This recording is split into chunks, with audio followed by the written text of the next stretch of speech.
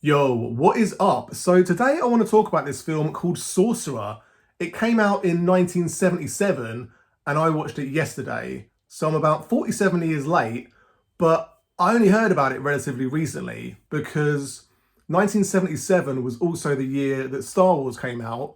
And so it basically annihilated every other film that came out that year because everyone was just watching Star Wars non-stop. So the film starts off like pretty slow. It's kind of like a lot of films in the 70s where you don't really get to the sort of meat of the story for a while and it kind of ambles a little bit. Like the first scene is pretty cool. Like this guy walks into a room with a silenced pistol and shoots this guy and then legs it. And you're like, okay, so is this going to be like a hitman situation? Like, is this guy going to be the main character? And then it kind of goes over to uh, Israel.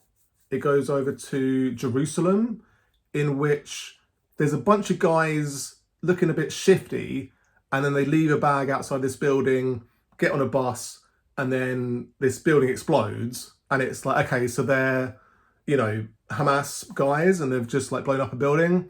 So you're like, okay, are these the main characters? And they like go off, go to this safe house, and then a bunch of like army guys catch up to them and shoot loads of them, and one guy makes it off.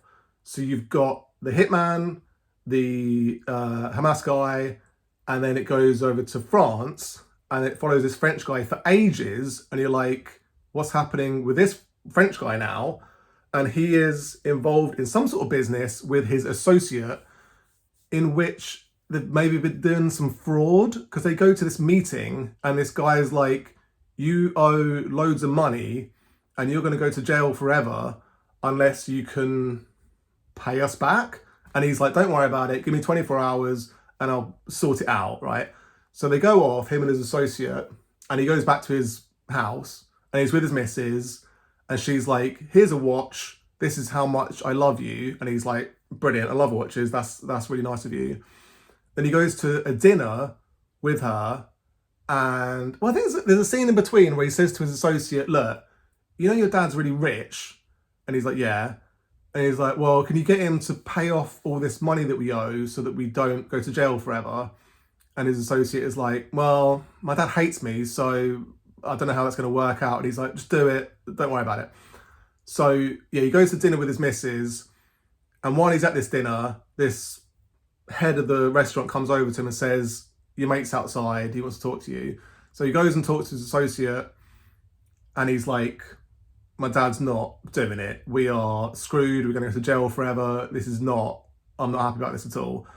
And so he's like, look, let's just think about this. I'll go back to dinner and then we'll figure something out. So he goes back to dinner. Oh, wait a minute. There's just been a gunshot and his associate has just blown his brains out in his car. And he's like, oh, geez. So he goes back to the restaurant, tells the guy in charge of the restaurant, tell my missus I've gone off to a business meeting, so don't worry about me. And he legs it. He just runs off. So you've got the hitman, the guy that's blown up the building, the French guy, and then you go to New Jersey, and it's like Roy Scheider, not Rob Schneider, which I always want to say when I say Roy Scheider, is in New Jersey. He is a mobster, and him and his mob friends are going to do this heist where they're going to rob all this money from this church, and it all goes swimmingly until one of the guys in the church kicks off and one of his fellow mobsters blasts him and kills him, and they get in a car, drive off. Roy Scheider is the driver, and he's driving along. One of his mates in the back is like kicking off, talking some smack, and he pulls a gun on this guy in the front of the car. Roy Scheider turns around and says, "What are you doing?" Lorry pulls out. They have a massive car crash. It's insane. It's way too fast. Like for how fast he's driving, he looks like he's going about 30 miles an hour. When he hits the lorry, he's going about 60 because they fly out of the car. All of them get horrifically injured slash killed. Roy Scheider gets out of there barely. He's very beaten up, and he goes to an associate and says, "This is really bad. What should I do?" And he's like, "Well, all these people are after you now, so you've got to like go off now. You've got to go into hiding. So he's like, okay, where do I go? And he's like, well, I know a place, but no, he says I know a guy. Go to this guy on like Pier 7 or whatever, and he'll take you somewhere. I don't know where. So Roy Scheider's like, okay, I'm gonna go somewhere that nobody knows where I am. So his associate has plausible deniability for not knowing where Roy Scheider goes, in case the mob guys catch up to him and bust him up and make him tell him where he's gone. So, cut to Central America, and there's these 4 guys in Central America living their separate lives. It's crazy. Like, how long has that taken for that all to happen? This is 70s films. They take ages to get, through all the like preamble. But yeah, Central America is where like the meat of the story takes place. So there is a kind of like classic dictatorship, like military dictatorship, and there are rebel fighters, and the rebel fighters blow up this oil field, like a place where they're drilling oil. They blast it into oblivion. So there's a huge oil fire going on, and the military dictatorship are like, what are we going to do? Like, how are we going to stop this fire that's just raging out of control? It's going to burn forever. You know what I mean? Like, we need to sort this out. So they find this bunch of dynamite. There's like loads of dynamite in this location, but it's like leaky. It's like leaky dynamite. So if it's very volatile, right? Because normally dynamite is one of those things that's kind of like pretty safe. Like, you could chuck a stick of dynamite at someone and nothing happens. Like, you have to light it. That's the point. Like, you don't want it just to explode randomly. So they get this dynamite and they're like, how are we going to get it from here to the oil field? Like, that's the objective that needs to be accomplished in this film. So he's like, the guy in charge of the military dictatorship, thing is like, can we do a helicopter? And this expert is like, no, if there's a little bit of, turbulence, then it's going to explode, and the helicopter's going to explode, everything's going to explode. So, okay, so helicopters are out, which I was like, surely you could rig up some sort of, I don't know, like a gimbal, like a, one of those things that like doesn't really move, whatever. Helicopters are out. So the next option is lorries. So they're going to get some lorries to get this dynamite 200 miles. He's like, we could do a helicopter for half a mile. We couldn't do a helicopter for 200 miles. So helicopter is impossible. So lorries is the answer. So this head of the military dictatorship thing goes to this village where these four guys are hiding out, and they say over this loudspeaker, anyone that can drive a lorry, we're going to pay you a bunch of money to drive these lorries, and it's very dangerous, extremely dangerous, but we'll pay you a bunch of money. So these 4 guys, it's like they have a competition, and in the competition, everyone is rubbish at driving a lorry. Like, some of them can't even put it in gear. Like, they just keep on cranking the gears for a million years. Some of them drive just horrendously, so you're just like, banging around endlessly. And he's got like this bottle of, it's like a whiskey bottle, but it looks like it's got water in it or whatever. And I guess he's using it as like a kind of gauge of how much the lorry's getting bounced around. And every single person is bouncing around this bottle loads. Even the 4 people that obviously get chosen in the end, you know what I mean? So it's a weird one. But yeah, eventually, like, Roy Scheider, and the other 3 lads get chosen to drive the lorries. And there's two lorries, right? So there's like, they can take it in turns driving. You need another person in the cab to say, yeah, keep coming, or go left, go right, like blah blah blah. So 4 guys, 2 lorries, and they build the lorries from all these different parts, because there's loads of lorries all dotted around this village, And so you get all the best parts from all these lorries and put them together into like two ultimate lorries. It's a pretty cool scene. It's a pretty cool montage. So they get these two lorries and they say, right, you obviously have loads of dynamite split between the two lorries, way more than you need. So you're expecting one of the lorries to explode during this 200-mile escapade, right? So we want to be paid double. So now, I think it's like 10 grand. They're going to get 10 grand each, which in 1977 would be probably like $10 million, whatever. So that's the deal. And with this $10,000, they could go to a nicer country and hide from their previous shenanigans. So they start on this lorry adventure. Obviously, the guy agrees, because what's he gonna say? So it's just the whole time. As soon as they pick up these dynamite things and put them in the back of the lorry, it's like, right, the slightest jolt and they're going to explode, right? They're just going to explode massively. So the whole time is just like you're on the edge of your seat, and almost immediately they're going over bumps, and you're like, surely they explode now, like, because the roads in the location they're filming at are just horrendous. Like they're not paved. A lot of them, there's just potholes everywhere. Like, it's just not conducive to not bouncing around everywhere. But they've got sand in the back of the lorry to kind of protect against them moving around too much. But it seems like they're going to bounce around a bit. Anyway, so they go along, and it's kind of like the first thing they come across is this rickety, like curve in the road, and it's like it's got these wooden, logs going along this curve, because I guess the land isn't good enough. Like the land is a bit whatever, like not the best material for a road.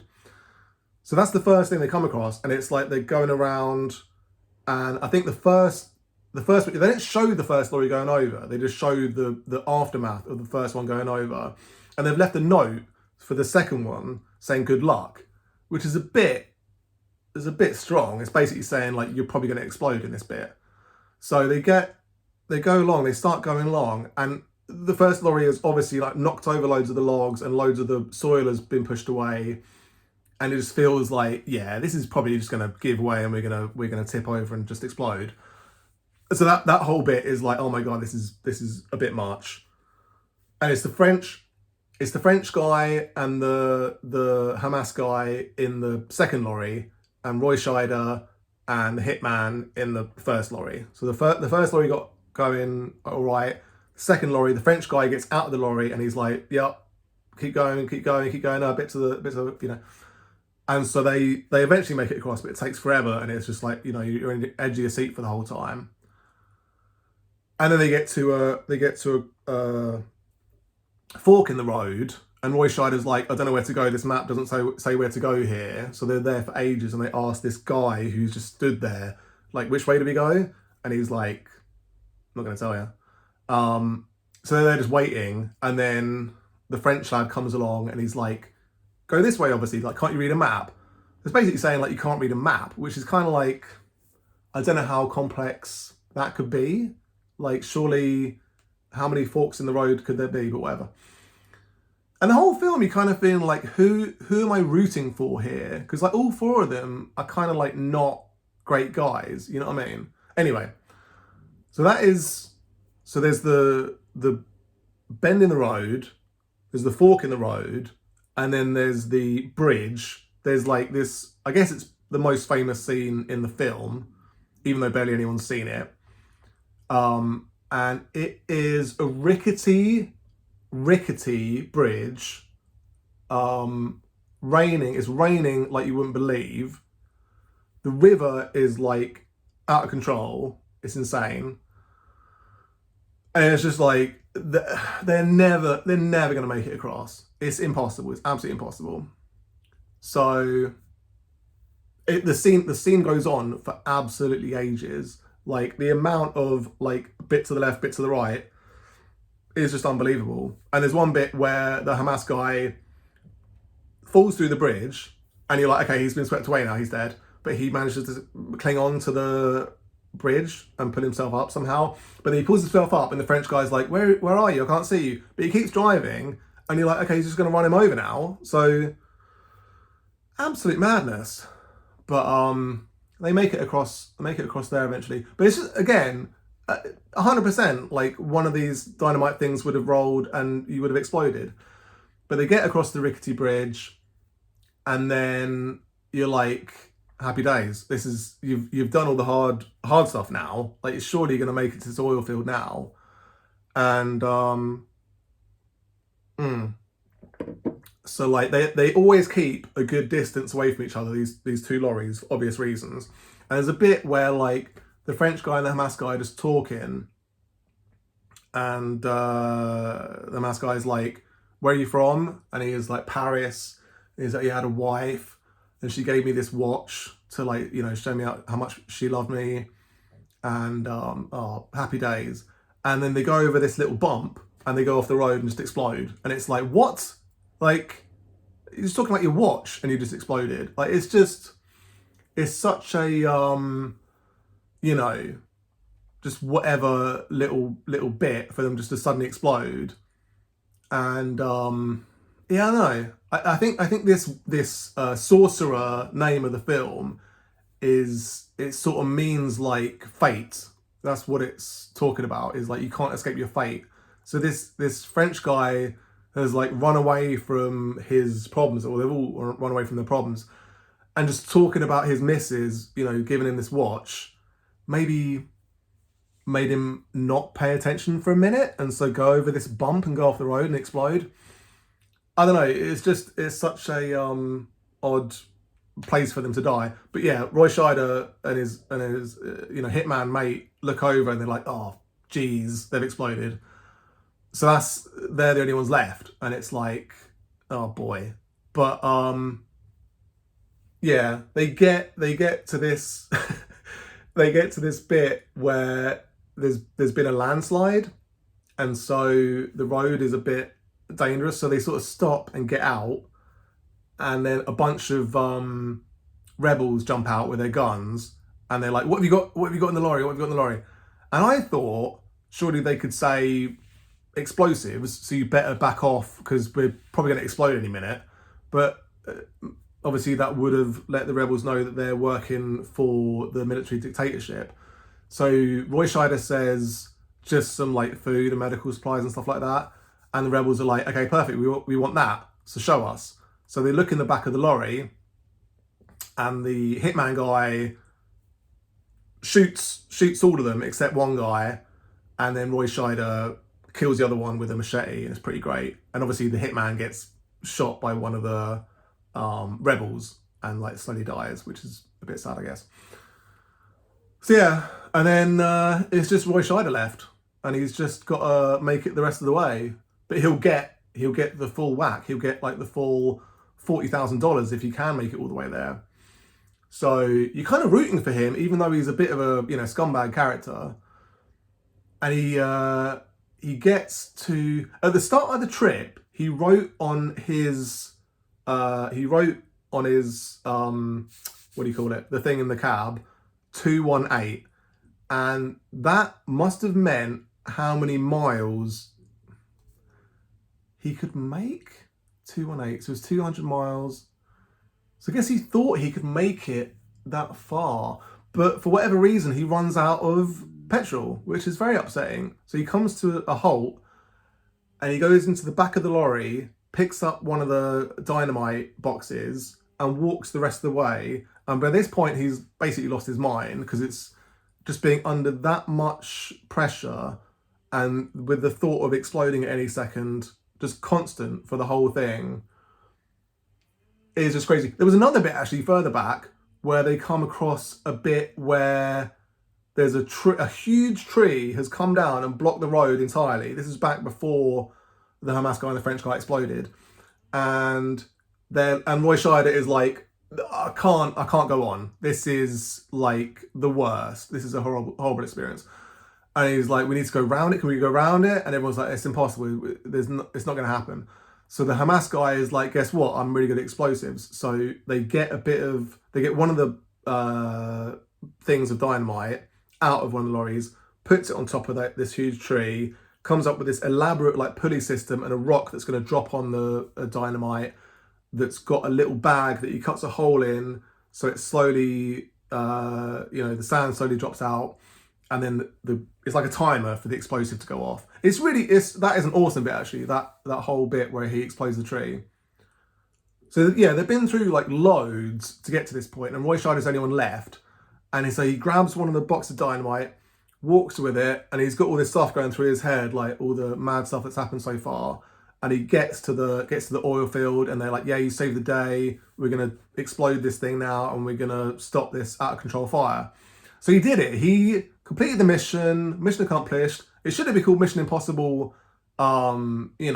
Stop the oil field fire. But yeah. So he gets there. Everyone loves him. He's a hero. Apart from the rebels. The rebels aren't big fans of his, but everyone loves him. So he gets back to his village. The guy in charge of the military dictatorship is like, "You did it. I'm very proud of you. Here's your $40,000. You just go get on this airplane, go off, talk to someone there, and they'll get you a job as a driver." And he's like, "I'm never driving again, mate. This is the worst experience ever." But he's like, "Send me a postcard. It's been lovely knowing you." It's a lovely ending. What a beautiful ending. Roy Scheider, he's saved the day. He's done his job. He's got his money. All he has to do is get on the plane and fly away. But he's like, "Can I have a minute?" And the guy in charge of the military dictatorship is like, "Yeah, go for it. The plane will wait for you." So he says to this woman in the bar, they're in this bar in the village, "Would you like this dance?" So he starts dancing with her, and then it cuts to outside the pub, and there's all the mobsters from New Jersey that he, screwed over with that heist, and they're here for him. So you're like, Roy Scheider, you shouldn't have asked for that last dance. You should have just got on a plane.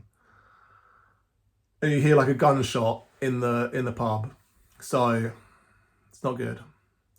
But yeah, I mean, a real down ending for a film that you kind of felt like was pretty brutal all the way through. But I liked it. I thought it was cool. It sort of ended in a strong way, at least. Like, I guess if you'd got on the plane and it was like happy ever after, that would be avoiding the point of the film, which is sorcerer equals fate, and you can't escape your fate because you'll get involved in some sort of horrific Central American explosives plan. But yeah, I enjoyed it. I thought it was cool. I think there's a lot to like about it, and there's a lot of cool like behind the scenes stuff where like the rickety bridge cost like $1 million to build because there was like hydraulics and stuff to make it so that you could wobble all around the place. And then the river they built it over dried up for the first time in recorded history. So they had to move the bridge, they had to tear it all down and build it in a new location for another $1 million. And then that river started drying up. So the locals were like, "Are you cursed?" And so they had to post an armed guard to like protect it from the locals in case they tried to blow it up. So yeah, it seemed like the production was a nightmare. Like there was malaria, like everyone got malaria or like dysentery or other horrific diseases, and a lot of the people had to quit. And Roy Scheider was a bit of a difficult character to work with and wasn't the director's first choice. He wanted Steve McQueen. There was a lot of I don't know, just a lot of difficult circumstances, like filming in that sort of location, I guess. And the scene where Roy Scheider crashes his car at 30 miles an hour and somehow ends up, it looks like he's going about 60 miles an hour. That stunt took forever to make it look right. And I don't think it looks right. I think it looks a bit silly. And same with the tree getting exploded. Like he tried to do it with the guy that he worked with on The Exorcist, because he directed The Exorcist, and he didn't do it how he wanted to, so he got another guy to explode it how he wanted it to be exploded. So I don't know, a lot of interesting stuff, a lot of cool behind the scenes stuff, and I think it's a great film. I sort of it's kind of sad that it was a complete flop. Like it cost, I don't know, like $20 million and it made like 10, so it was just an absolute nightmare. Like just didn't do well. But yeah, you can watch it on YouTube. It's like free to watch, so check it out. Anyway, I've been talking for 25 minutes. I've done a workout today, so I'm looking reasonably good. Oh yeah. And yeah. Anyway, that's all I want to talk about today. You take care. Peace.